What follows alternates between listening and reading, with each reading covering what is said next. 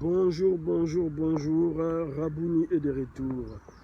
Nous sommes sur la deuxième partie dont le titre c'est les faux pasteurs de notre émission. Voilà, les faux pasteurs, ces pasteurs-là qui viennent des églises de réveil. Voilà, je ne dis pas tous, hein, mais certains pasteurs de ces églises de réveil nous font la honte. Nous, les enfants du Christ, nous, les adeptes du Christ, nous les chrétiens, en un mot. L'église, d'où vient l'église? D'où viennent les religions? D'où vient la religion? Est-ce que la religion, c'est Dieu qui a créé la religion?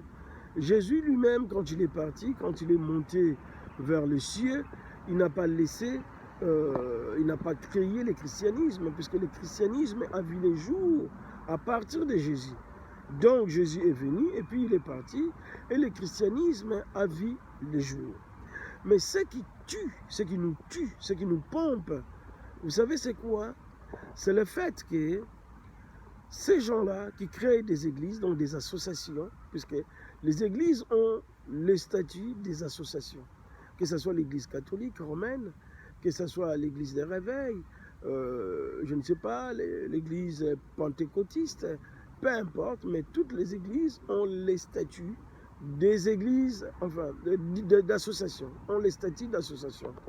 Donc, maintenant, le problème, c'est quoi? C'est un problème de leadership. Les gens, au lieu de s'unir, de se mettre ensemble et de faire une seule église, non. Chacun veut diriger, chacun veut qu'on l'appelle pasteur. Chacun d'entre eux veut régner, veut contrôler les dîmes. Hein? Vous voyez ce que je veux dire?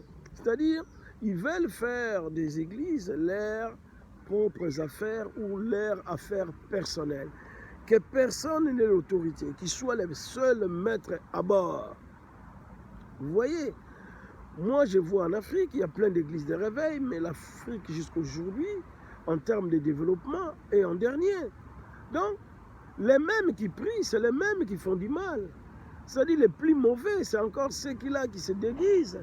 C'est-à-dire ils vont dans les églises les dimanches, mais au sortir des églises, mais ils revêtent leur casaque, ils deviennent les plus méchants, ils retournent dans la boue, ils font de la méchanceté, pire que nous autres qui n'allons pas dans les églises.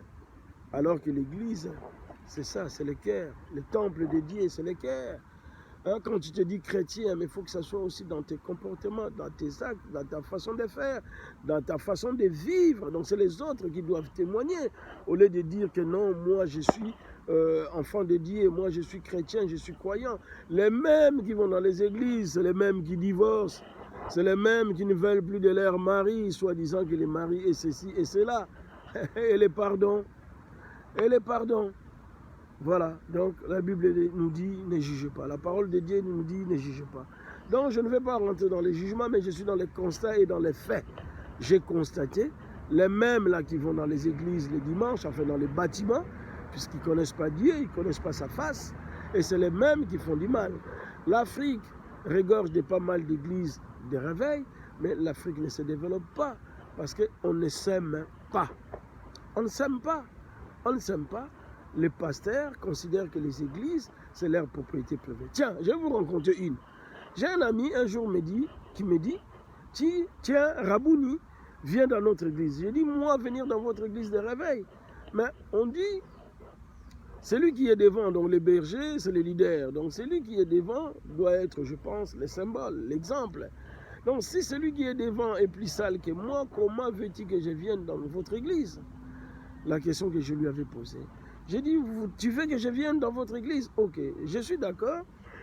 Je pourrais faire ce qu'on appelle en sociologie, être un observateur participant.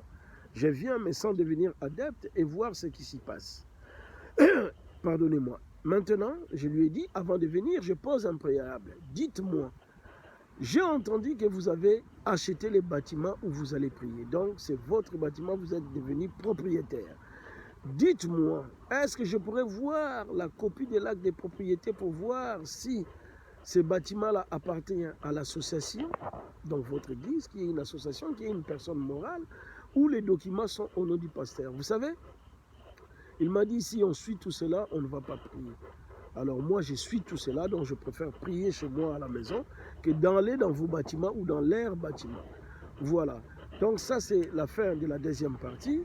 Mais je voulais quand même dire à ceux qui nous suivent, suite à notre émission que nous avons faite pendant les confinements, où on a parlé des problèmes des passeports congolais qui étaient les passeports les plus chers au monde, l'État congolais vient de prendre les choses en main et a décidé que les passeports, dorénavant les passeports congolais seront fabriqués au Congo, à l'hôtel de la monnaie. Donc les passeports congolais ne seront plus fabriqués par Semelex en Belgique, mais dorénavant ça va être fabriqué à l'hôtel de la monnaie, donc au Congo même, sur le sol congolais. Donc je pense que les autorités nous ont écoutés attentivement. Je les remercie vraiment d'être attentifs, ou attentifs plutôt, puisque c'est les autorités, n'est-ce pas? Voilà, et je vous dis à bientôt, fin de la deuxième partie, mais je voudrais quand même faire un coucou à David Oubaki de Paris. Je voudrais faire aussi un grand coucou à un fan de Grenier 77 TV, à l'occurrence Jean-Claude Sieka.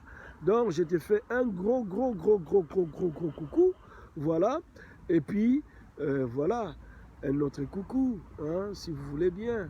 À qui? Bon, on verra ça prochainement. Mais coucou à vous, à tous les fans qui nous suivent. Rabouni est de retour. Grenier 77 TV est en pleine activité. Et bientôt, si Dieu le veut, on ouvrira une antenne en RDC, n'est-ce pas? Voilà, nous sommes là pour vous éclairer. Nous sommes les porte-parole des sans-voix. Nous sommes là pour ne pas insulter les gens. Nous sommes là pour rajouter une pierre à l'édifice. Grenier 77 TV, c'est le grenier de l'intelligence. Nous sommes intelligents. Voilà, si vous êtes intelligent, venez nous joindre. Voilà, je n'ai pas parlé des diplômes, j'ai parlé de l'intelligence. Nuance. Merci, Rabouni vous dit à bientôt sur Grenier 77 TV, notre TV, votre TV. Voilà, donc un coucou à tous ceux qui travaillent à Aigle Coiffure, un coucou au passage à Fifi Okita de Paris, bien entendu. Un coucou à tous qui nous aiment. On vous love. Rabouni vous dit à bientôt sur Grenier 77 TV. Bye yo.